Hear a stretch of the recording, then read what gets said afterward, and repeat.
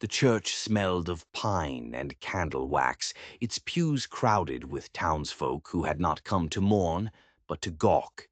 At the front, the coffin lay open, its wood plain and unvarnished, a symbol of poverty as much as death.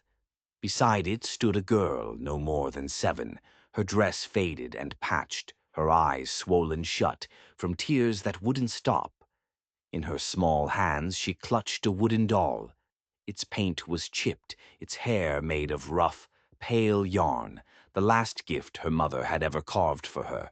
She pressed it to her chest as though it could keep her heart from splitting right in two, her small body trembling in the suffocating hush.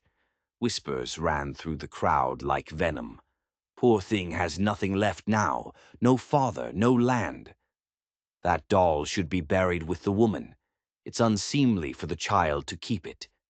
A hand reached out, belonging to an older cousin with a sneer plastered on his face. He tried to tug the toy away. Let it rest with the dead, girl. It's not yours anymore. The child whimpered, her grip tightening until her knuckles were white bone. Her tears soaked into the doll's wooden head, blurring the painted-on smile. Then boots echoed against the floorboards, heavy and sure. A figure stepped from the back of the church, tall as the doorway, his beard thick and dark, his shoulders broad beneath a weathered deerskin coat. A mountain man, a stranger to most in the town, but his presence silenced even the cruelest whispers.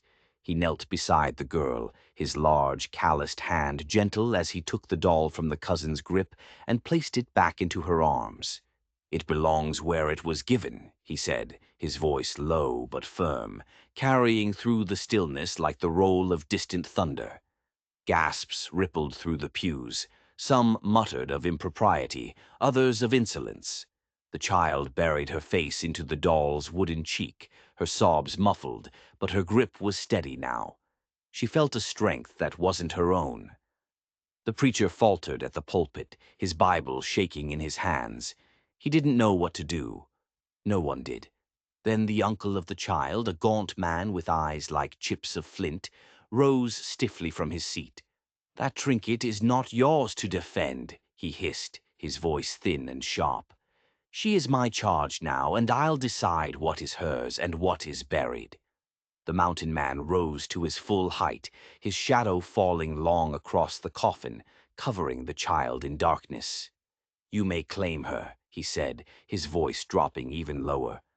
"But you will not take this." The crowd stirred, torn between outrage and awe.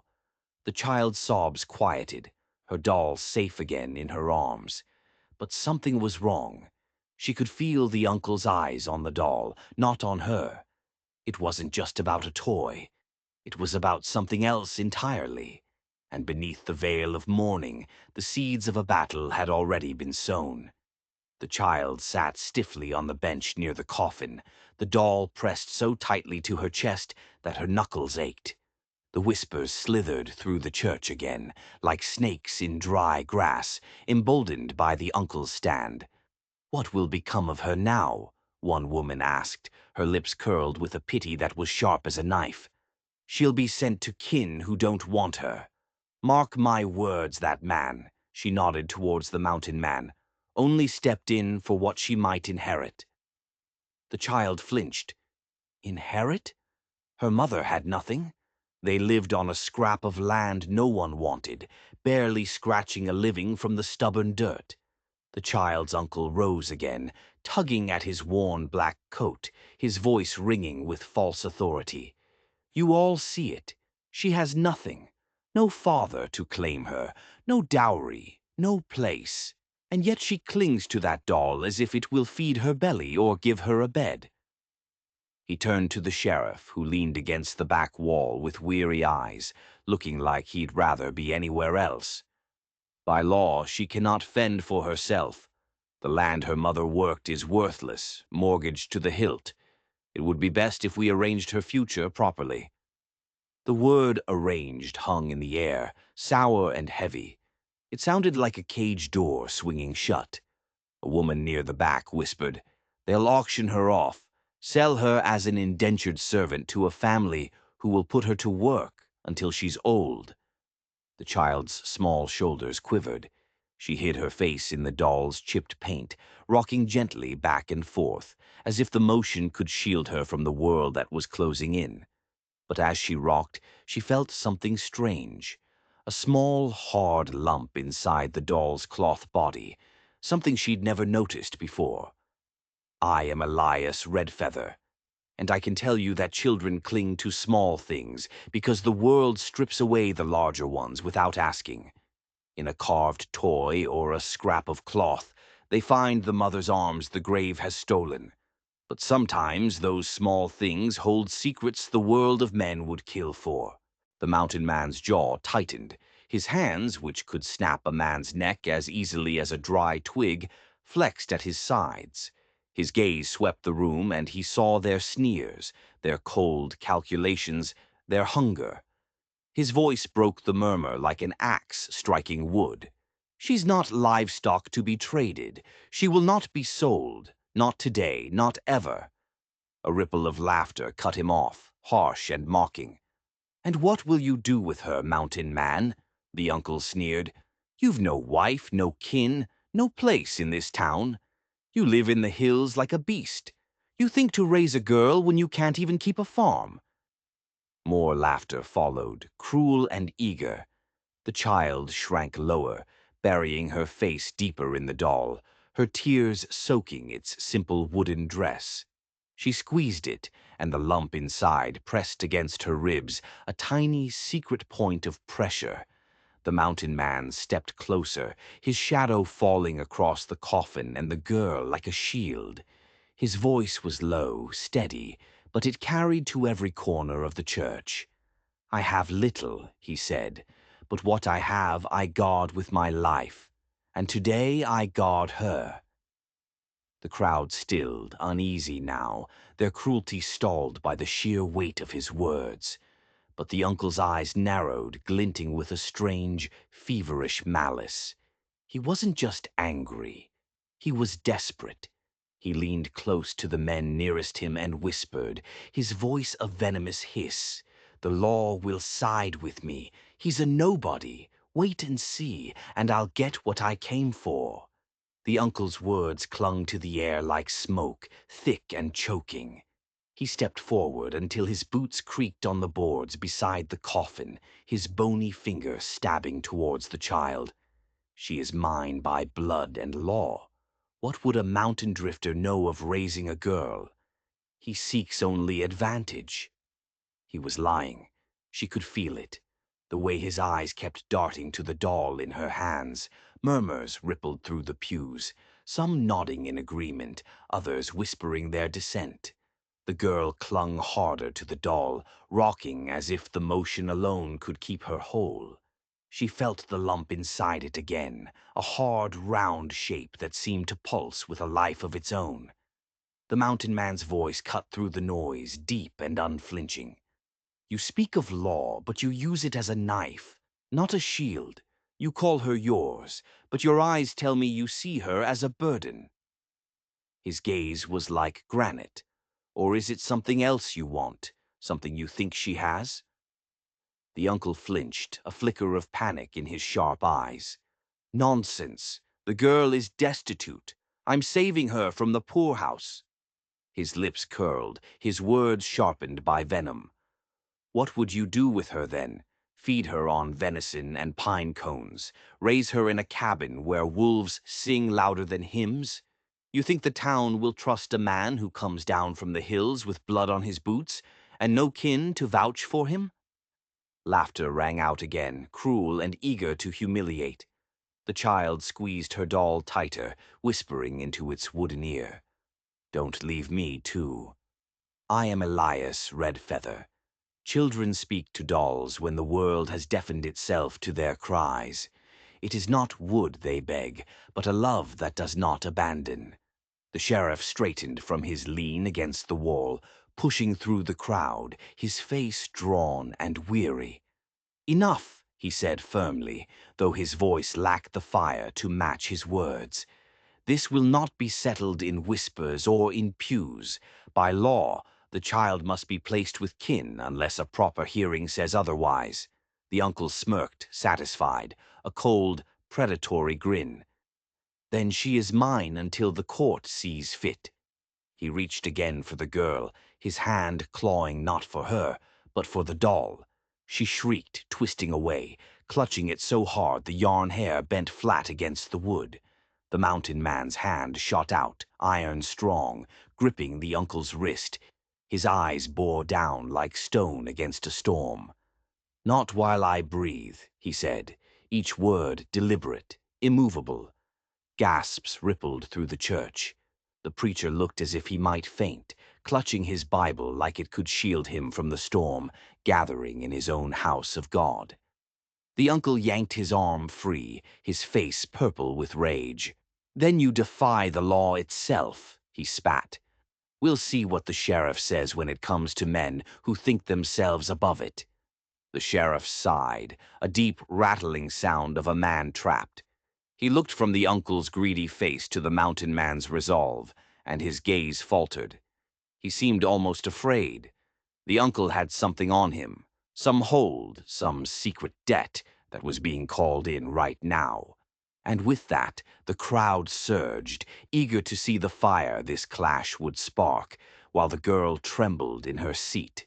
The doll her only anchor, its hidden secret, her only hope. The sheriff's boots struck hard against the floor as he pushed through the press of onlookers, his hand raised to steady the storm. "Enough!" he barked, his voice weighted with a weariness that went bone deep. "The law is plain. The girl goes with her uncle until the hearing can be held. That's the only way." He wouldn't meet the mountain man's eyes. He couldn't. The child whimpered, curling herself tighter around the doll, her tears dampening the painted face until the colors blurred into a sorrowful mess. Her uncle's thin lips stretched into a grin of triumph. He reached again, his hand latching around her wrist like a manacle. She cried out, clinging to the doll, but he yanked her toward the church doors, her small shoes scraping uselessly across the boards. The mountain man stepped in their path, his frame filling the aisle, blocking the light from the door. For a moment the church fell silent, only the child's ragged sobs breaking the hush. "Move aside," the uncle snapped, spittle flying from his lips. "This is no concern of yours." The mountain man didn't look at the uncle. He crouched, his eyes level with the girl's. He steadied her with one hand. Her knuckles were white as she clung to the doll, her wide, terrified eyes searching his face as though he might vanish if she blinked. Slowly, deliberately, he placed the doll back into her arms with both hands, making sure her grip was secure. His voice was low, meant only for her, but in the silence it was thunderous in its resolve. "If she goes," he said, looking up at the uncle, "I go with her." Gasps rippled through the congregation. The uncle reeled back, his face twisting in disbelief. "You'd follow her into my home, into my charge." "Wherever she is taken," the mountain man said, rising to his full height, "I will stand. She will not be alone. Not while I draw breath. I am Elias Redfeather. There are men who wait for law to bless them, and there are men who carve law with their own vow. The first are forgotten. The second are remembered." The sheriff's brow furrowed. He studied the trio, the terrified child clutching the doll, the unyielding mountain man, and the uncle whose greed was a stench in the air. "You're playing with fire," the sheriff warned the mountain man, his voice low. "This town won't stomach a drifter challenging kin and law. The uncle has influence. You'll make enemies you can't outgun." The mountain man's voice did not falter. "Then let them come. She will not face this alone." The church doors creaked open, and daylight spilled in, harsh and hot. The bells tolled again from the steeple above, their sound no longer solemn, but summoning. A call to witness. The sheriff, seeing no other way out of the corner he'd been backed into, motioned toward the town square. "Then the hearing will be held now," he declared, his voice booming with forced authority. "Let the town bear witness." The crowd surged eagerly toward the doors, hungry for spectacle, for a fight. The child stumbled forward, her doll pressed to her chest, the mountain man's hand a steady, warm weight on her shoulder. And as they crossed the threshold from the quiet church into the buzzing square, the air thrummed with the weight of a judgment yet to fall. The real fight was just beginning. The square was already thick with townsfolk by the time the church doors swung open. Word of scandal had spread like sparks in dry grass, drawing men from their shops, women from their porches, and children who tugged at their mothers' skirts, sensing the raw electric tension in the air. The coffin hadn't even been lowered into the ground, and already grief had been twisted into a public spectacle. The child clutched her doll, her cheeks streaked with tears and dirt. The mountain man walked beside her, his hand a constant, reassuring pressure on her small shoulder, a silent promise. The sheriff mounted the courthouse steps, raising his hand for silence. "By law," he announced, his voice straining to sound impartial, "the girl belongs in the custody of kin until a further ruling. If there are claims, they will be heard now." The uncle stepped forward, his hat pulled low, his eyes gleaming with a sick confidence. "I claim her," he said, his voice slick as oil. "Blood ties bind stronger than pity. She has no father, no inheritance, and her mother's land was never hers to give. It reverts to me, her only living relative with a stake in it. She is mine by law, and the court will find no reason to say otherwise." Murmurs rippled through the crowd, some nodding, others frowning. The girl's face blanched, her arms locked tighter around the doll, feeling the secret lump inside. Her uncle wasn't talking about the land. He was talking about something on the land, something the doll could lead him to. Then his voice grew sharper, laced with a venom meant to poison the whole town against her. "And what's more, she is illegitimate. No proof of her father, no claim to any name worth carrying. The child has no standing at all. She is a burden, and I will see her placed where she causes none." Gasps burst through the square. Women clutched their children. Men shifted uneasily, for such words, true or not, cut deeper than any blade. The girl wailed, burying her face into the doll, rocking with sobs that tore through the hush. It wasn't just cruel. It was a strategy. By shaming her, he made her less than human, an object easier to claim. "I am Elias Redfeather. Sometimes law is less about truth and more about who dares to shout it loudest." And in that square, the loudest voice was meant to break a child. The mountain man stepped forward, his voice low, but carrying like thunder over hills. "You speak of law while wielding cruelty. She may have no father to claim her here, but she has me." He reached across his chest, unslung his heavy rifle, and laid it down on the steps with a deliberate, ringing clang. The sound echoed like a gavel. "I swear before this town, before all of you, no man will take her against her will. Not you," he pointed at the uncle, "not the law." His eyes flickered to the sheriff. "Not even God himself will see her, torn from what little she has left." Silence gripped the crowd. The air was taut as a pulled rope. The sheriff's mouth tightened, his hand hovering near his own weapon. The uncle's face darkened, his triumph faltering, for the mountain man had shifted the fight from law to oath. And oaths, once spoken beneath heaven and before men, were harder to break than iron chains. The girl felt it then, a glimmer of hope. But she saw something else, too. In the back of the crowd, a handful of rough-looking men, men who didn't belong in town, were watching the uncle, waiting for his signal. This wasn't just a family matter. He had brought his own enforcers. The silence in the square cracked when the uncle's face contorted with pure, unadulterated rage. "You dare stand against me?" he shouted, spittle flying as he pointed a trembling finger at the child. "She is mine by right. That worthless plot of land is mine, and everything on it. I'll drag her from your arms if I must." The girl whimpered, clutching her doll so tightly its wooden head pressed a painful indent against her cheek. The crowd erupted, voices colliding, some jeering the mountain man, others muttering uneasily at the uncle's raw venom. The sheriff lifted his hand, his patience frayed to a single thread. "This is no place for a brawl.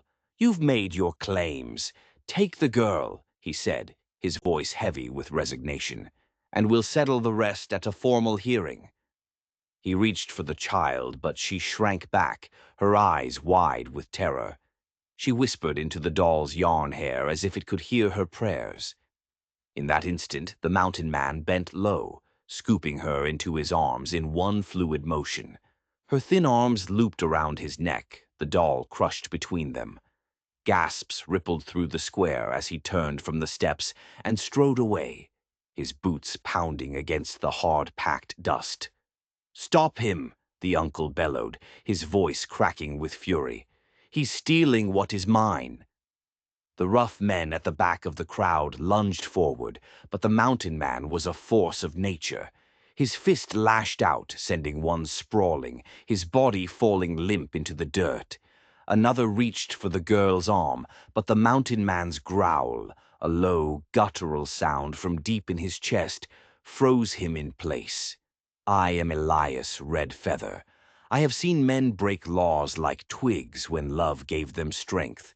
And that day the law cracked beneath the weight of a vow." The sheriff drew his revolver, his voice harsh. "Don't make me fire on you, Elias. Stop!" The mountain man, Elias, did not slow. His back was broad and unyielding. The girl's sobs shook against his chest, her doll pressed so tightly it seemed a part of her flesh. At the edge of the square his horse waited, reins looped over the hitching post. He swung into the saddle with the child clutched against him, settling her before him. The uncle's cry rose above the chaos. "After him! He won't get away with what belongs to me." Riders scrambled for their mounts, hooves clattering against the boards as the square erupted into a frantic pursuit. Elias spurred his horse hard, dust flying as they thundered down the main street. Behind him, the roar of hooves grew louder, a mob's fury chasing them out into the open plain. The child buried her face into the doll's painted head, whispering through her tears. "Don't let them take me. Please don't let them take me." Elias bent his head, his voice a promise carried on the wind. "Not while I breathe, little one. Not while I breathe." And with that vow burning in his chest, he rode faster, the town shrinking behind them, the chase only just begun. But it wasn't just the uncle and a few townsfolk. It was a posse, at least 10 riders, armed and moving fast, their intentions written in the dust they kicked up behind them. This was never about custody. It was a hunt. The prairie stretched wide beneath a sky bruised with dusk. Elias's horse drove hard across the open land, its breath coming in ragged bursts. The child clung to him, her small fists clutching both his shirt and the doll, her sobs lost in the rushing wind. Behind them, the thunder of hooves grew louder, closer. Riders shouting, whips cracking, a mob determined to claim her not as a niece, but as property. Up ahead, the river came into view suddenly, a brown, angry gash in the landscape, swollen from recent rains. Its waters churned, carrying whole logs downstream like twigs. Elias slowed at the bank, the spray dampening his face, the roar of the current drowning the child's whimpers. There was no bridge for miles. This was their only way. "Hold on tight," he told her, lifting her chin so her terrified eyes met his. "No matter what happens, don't let go of me." He drove his heels into the horse's flanks, and they plunged into the current. The icy water surged up to the horse's belly, the current tugging at them with a furious, invisible hand. The girl gasped, clutching the doll to her chest, her teeth chattering as the cold water sprayed over them. The horse fought forward, muscles straining, stumbling on unseen rocks. They were halfway across, the far bank a promise of safety, when the horse lurched. The girl's fingers, numb with cold and fear, slipped. The doll tumbled from her grasp, striking the surface with a small splash before the river swallowed it whole. "No!" she shrieked, a sound of pure agony. She reached for it, her body lurching sideways, nearly pulling them both under. Elias pulled her tight against him, his own eyes locking on the bobbing shape as it was swept away. The posse was at the other bank now, some riders already urging their horses into the treacherous water. They were out of time. He had to choose the girl's safety or the one thing she had left of her mother. Without a second of hesitation, he made his choice. He thrust the reins into his teeth, plunged one powerful arm into the rushing current, and hurled himself half from the saddle. The river nearly tore him away, its force dragging at him like iron chains. The girl screamed as he was almost ripped from the horse, but his hand, guided by sheer will, closed around the doll's sodden form. With a great, shuddering grunt, he swung back upright, shoving the dripping toy back into the girl's hands. "It's yours," he gasped, his voice raw with effort. "It will always be yours."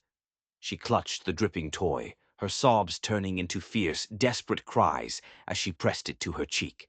"I am Elias Red Feather.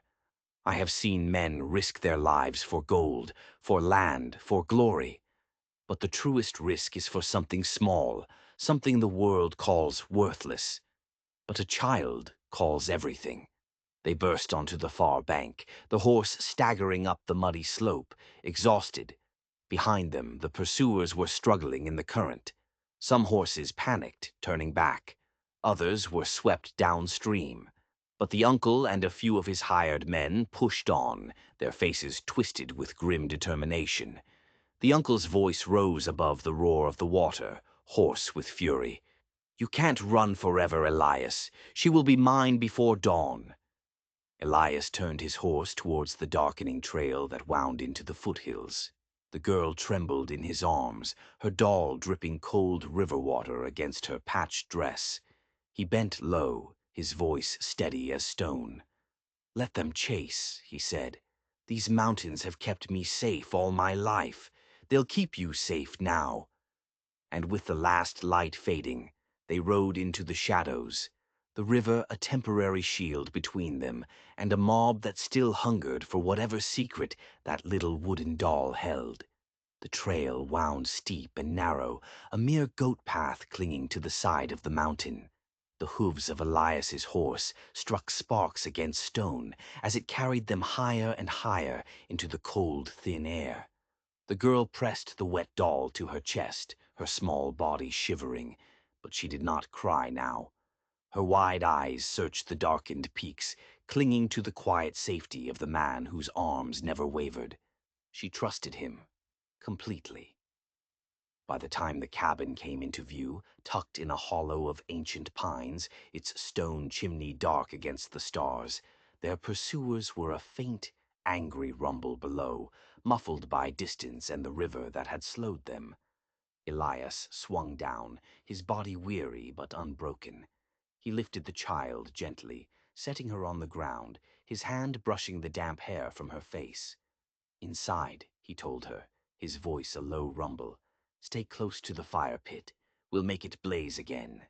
She nodded, gripping the doll so tightly the flaking paint was coming off beneath her fingers.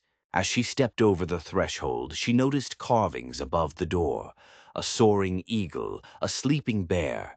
This was a place of strength, a place of safety. "I am Elias Red Feather. A cabin of logs may seem little more than timber stacked against the cold, but to a child with nothing it is a fortress, if someone vows it so." Elias didn't rest. He pulled his rifle from its sling, checking the chamber with practiced ease, his jaw set hard. He wasn't just a mountain man. He was a warrior preparing for battle. He stacked logs against the inside of the door, nailed the heavy wooden shutters closed, and then, from a loose floorboard, he pulled out powder, shot, and several pistols, spreading them across the table in neat, deadly lines. The child crawled beneath the table, the doll held like a shield against her chest, her eyes watching his every efficient, deliberate movement. The cabin was small, just one room, but it was clean and filled with the scent of pine and curing hides. It felt more like a home than any place she had ever known. "They'll come, won't they?" she asked in a whisper. He crouched beside her, his great hand resting lightly on her trembling shoulder. "Yes," he said, his eyes meeting hers in the growing gloom. "But they'll find me waiting." He lit a single lantern, its golden glow pushing back the shadows. Then he looked at the doll in her hands.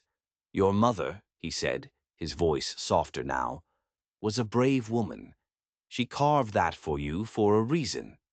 He gently took the doll, turning it over in his massive hands, his thumb pressed against a small, almost invisible seam in the doll's back. He looked at her. "Did she ever tell you about the heart of the mountain?" Before she could answer, the first distant neigh of a horse echoed against the cliffs. Then the crunch of boots on gravel. Voices, low and angry, drifted up from the trail below. The uncle's voice rose above them, sharp as broken glass. "You can't keep her, Elias. She is mine by law, and I'll drag her from your arms, even if I must burn this shack down to take her." Elias straightened, handing the doll back to her. His rifle was in his hand.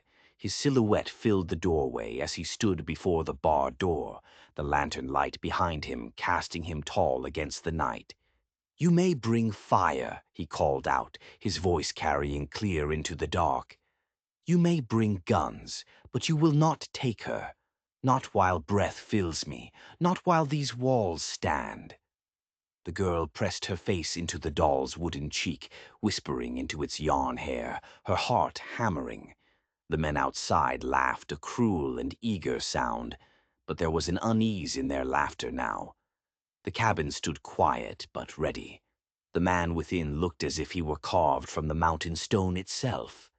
The storm was coming, and the doll in the child's hands was no longer just a toy. It was the heart of a battle for her life. The night pressed heavy on the mountainside, the silence broken only by the restless stamping of horses and the shifting of boots in the gravel outside. The girl crouched beneath the table, her doll hugged to her chest so tightly the smeared paint felt tacky beneath her damp fingers. The fire Elias had built in the hearth crackled, throwing shadows that leaped and danced across the log walls like ghosts waiting to pounce. A heavy boot thudded against the cabin door, followed by the uncle's voice, oily with malice. "Open up, Elias, or we'll come through anyway. The law is mine and the child is mine. You'll hang for stealing what belongs to me." Elias stood tall in the firelight, rifle leveled at the door, his eyes steady. "She belongs to no man who would trade her like property," he called back, his voice calm and deadly. "Leave now, or the law you hide behind will be written in your own blood." A hush fell outside, broken only by the nervous whinny of a horse. Then boots scuffed against the wall outside the single window. The uncle's face appeared in the gap where a shutter had been loosened, pale and twisted with rage in the lantern light. He lifted a pistol, the barrel glinting. "Last chance," he snarled. "Hand her over, or I'll end you where you stand." The girl gasped, the doll pressed so tightly against her ribs she could barely breathe. She crawled forward on her knees, tears streaking her dirt-smudged cheeks, whispering through her sobs, "Please don't take me, please." "I am Elias Red Feather. A child's plea can pierce armor thicker than iron. But there are men in this world who hear only the echo of their own greed." The uncle cocked the pistol. The click was loud as a snapping bone in the cabin's hush. Elias shifted his body, placing himself between the child and the window, his voice rising like a vow carved into stone. "Not while I breathe." The uncle's face contorted, his finger tightening on the trigger. "Then breathe your last," he shouted.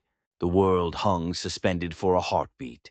The girl's sobs filled the silence, the doll pressed between her and the man who shielded her. A gunshot split the night, loud enough to shake the rafters. The smell of powder flooded the cabin, acrid smoke curling toward the beams.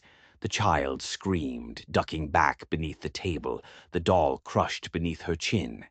For an instant she couldn't tell who had fallen, her small heart hammering against her ribs like a drum.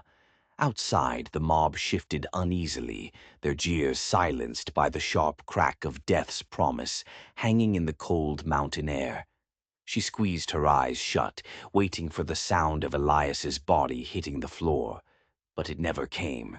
The smoke curled thin in the cabin, the echo of the gunshot rolling back into silence as if the mountains themselves held their breath. The girl crouched low, her doll pressed so tightly her fingers ached, her tears dripping onto its worn wooden face. Slowly she dared to lift her eyes, her heart pounding, terrified of what she would see. Elias still stood. His rifle was firm against his shoulder, his body a wall of iron. He hadn't fired. He hadn't needed to. Outside, the uncle staggered backward from the window, clutching his shoulder. His pistol arm hung limp, smoking, his shot having gone wide, buried in the log wall above the girl's head. Before he could recover, a dark shape moved in the night. The sheriff seized him from behind, wrenching the gun from his grip. "Enough!" the lawman thundered, his voice finally shaking with real authority, the voice of a man whose conscience had finally won. "You've brought shame enough on this town. By my badge, this ends now." He wasn't alone. A few of the townsfolk were with him, their faces grim in the torchlight. They had followed not as a mob, but as witnesses. The rest of the hired men murmured, restless, but no one stepped forward to help the uncle. They were paid for a fight, not to be accomplices to cold-blooded murder. The uncle cursed, spitting venom and blood into the dirt, but the sheriff shoved him to his knees, binding his wrists tight. "I am Elias Red Feather. There are moments when the law remembers its duty not as a tool for the cruel, but as a shield for the weak. They are rare, but when they come, the world can shift on its axis." The sheriff raised his eyes to the cabin, his voice calmer now, full of respect. "She stays with you, Elias. You've shown more fatherhood tonight than her kin has shown in a lifetime. If there's a hearing, let it be to strip her uncle of his name, not this child of her hope." The riders muttered, some uneasy, some relieved, but no one raised a protest. The uncle, still spitting and raging about his rights and his land, was dragged away down the trail, his curses fading into the vast, silent darkness. Inside, Elias lowered his rifle at last. He knelt beside the girl, his rough hand gentle as he brushed the hair from her damp cheeks. She held out the doll, her small hand shaking as if afraid she had almost lost it again. He took it from her, and this time he twisted the head gently. There was a soft click, and the doll's torso swung open on a tiny hinge. Inside, nestled in a bed of dried moss, was not a map or a deed. It was a single smooth white stone, veined with a thin line of pure gold, and wrapped around it was a small, tightly folded piece of paper. Elias unrolled it. It was a letter written in her mother's hand. "To whoever finds this," it read, "the gold is a lie, my brother's obsession. The true treasure is the land itself, and it belongs to my daughter. The deed is filed in her true name, not the one he shamed me with, her father's name." The letter ended with a name the girl had never heard, and a final sentence. "Find Elias Red Feather. He will know what to do. He will protect you. He gave his word." The girl looked up at him, her eyes wide with a question that held her entire world. He met her gaze, and for the first time, she saw not just a protector, but a man haunted by a promise he had been waiting years to keep. He placed the stone and the letter back into her hands, closing them gently around the truth. "It was never theirs to take," he said. his voice thick with an emotion he could no longer hide. "It's yours, little one. It's all yours." She clutched them fiercely, the doll still in her other hand, and her body finally collapsed against his chest. He held her there, his strength wrapped around her small frame, as the fire crackled and the night settled into a deep, peaceful quiet. The battle was over. I am Elias Redfeather. And so it was that a child who had only a doll gained something greater than inheritance or law. She gained her name. She gained a protector who would not leave, and a home that could not be bought or sold. And I, who had given a promise to a dying woman years ago, finally kept my word. I tell it as it was. If you enjoyed this story, don't forget to like, share, and subscribe to support more true-hearted stories from the forgotten corners of history. Now, let me ask you a question. If you had been the sheriff, caught between a powerful man's demands and what you knew was right, what would you have done? Let us know in the comments below.